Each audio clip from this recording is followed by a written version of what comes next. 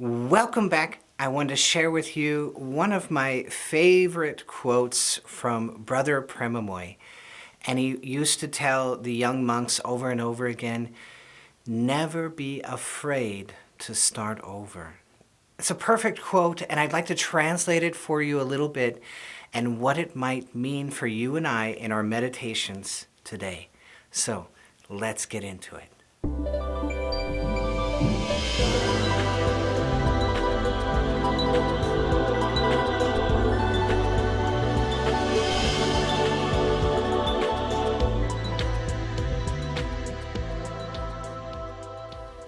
Never be afraid to start over. And one of the ways that we can translate that into every single day of our meditative journey is it's all about the basics. It's all about the basics. Wherever you go, it's all about the basics. Your professional life, it's all about the basics. Your relationship, it's all about the basics, right? The basics, fundamental connection that you repeat and build over and over and over. It's all about those basics. For a while, I was dating a professional tap artist, and she would teach these kids, and these mothers would come in, and they were the pageant mothers, and they loved putting their kids through all of this, but they wanted the instant success for their kids.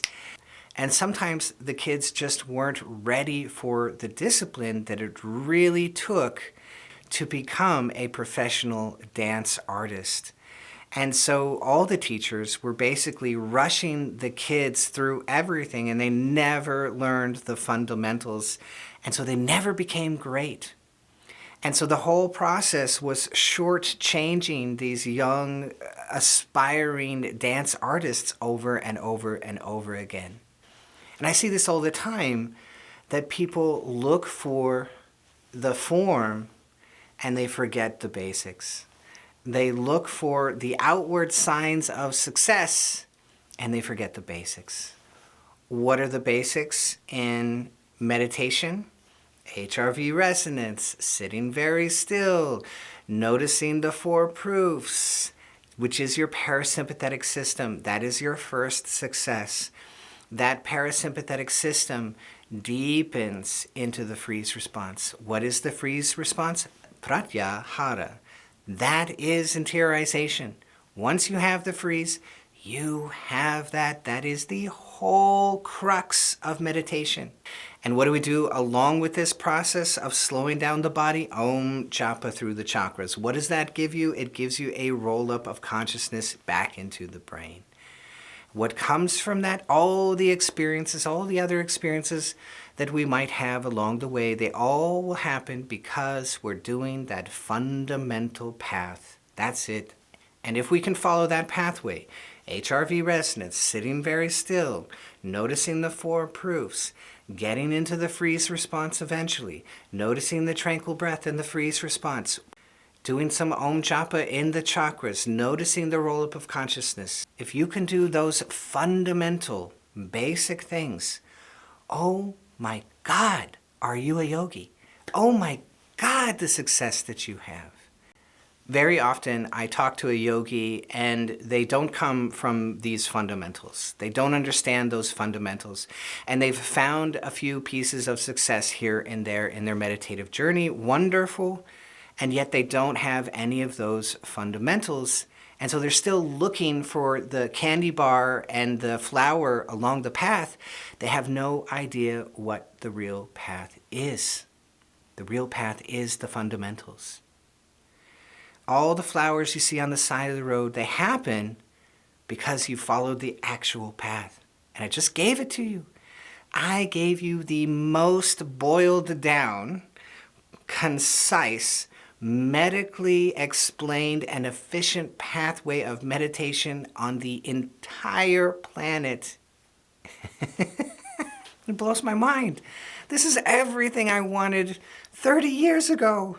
And here it is. I gave it to you in 5 minutes, right? In 5 minutes you heard that.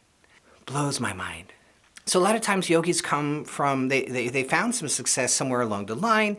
They're trying to build that success again. They have no idea of the fundamentals. So what do? We get back to the fundamentals. Everything starts to line up. Then there's another problem. I teach you the fundamentals. You go along the pathway and suddenly there are flowers on the side of the path. You say, oh my God, I have success because I have these flowers. No. You've flipped it. You've flipped what is real. You think that because I see the spiritual eye, therefore I am a success. Because I heard the Om vibration, therefore I am a success. No. The fundamentals are what make you a success. Following the pathway is the success. The candy bar that the divine throws you and the flower of the spiritual eye that the divine throws you, those are gifts along the way. They are not the actual pathway. Wonderful, glorious. I remember one of the monks, he said, sometimes the divine will give you a cookie, but the cookies are not the path, you see? And here's the problem. Now you can use the spiritual eye. You can use the Om vibration. These can work very, very deeply and very, very well for you. But it has to come out of that understanding that the actual path is the one that I just gave you. Because if you think that the cookie is it, you will put the cart before the horse. And you will get anxious about getting the cookie. You will get anxious when you don't have the cookie. You will try to stack things in and squeeze things in and compromise your basic path because you're looking for the cookie on the side of the road. So you've missed the actual walking forward. Now, if you have a cookie on the side, you have a flower on the side of the road and you're following the road and the road is working, hallelujah, everything is aligned correctly and the cart is not before the horse.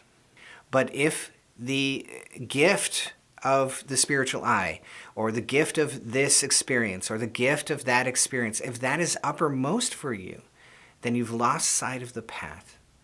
The path has to be first, and out of the path, everything else flows. And if you can understand that, it will keep you straight, and you will lose all the anxiousness that you had before. And so the fundamental problem of the yogis will be solved for you. And this is something the Buddhists will very often point out to the yogis. They'll say, you guys are all about experience. Experience, experience, experience. It's not about experience, it's about being. And they're right. They are right. So if you actually know the path, if you actually follow the path, and you let go of the need, of the anxiousness for the cookies and the flowers that are along the side of the path, then you will see it correctly and everything will work. But if you're anxious, then remember, oh my God, I'm anxious, I'm actually upside down. I've flipped my path, I'm upside down on my path, and why isn't it working? Why isn't it working when I'm anxious? Because you've turned it upside down. You've placed the importance on the flower and the gift rather than the actual date. Go on the date. Go on the date with your parasympathetic system. Go on the date with the deep brain. Go on the date with the higher self. Perfect. Now you're aligned with the path. That's why all these old yogis, they will tell you again and again and again and again, follow the path, follow the path, follow the path. Why are they telling you that? The pathway is holy. The pathway itself is the thing which brings about everything else without anxiousness, without crying or moaning or gnashing of teeth. No, it all happens naturally, easily, spontaneously.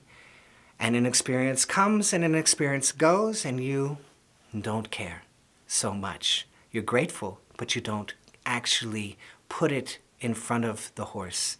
The pathway is it, and the gift is the gift. And the date becomes everything. And now you've balanced your doing and your being. And that's it. That's the answer to the riddle. If you want more answers to more riddles, I just released the Gayatri training on my website. There'll be a link below. I hope you check that out. I hope you loved this. If you did, be sure to hit that bell down below so I can see all of you next time.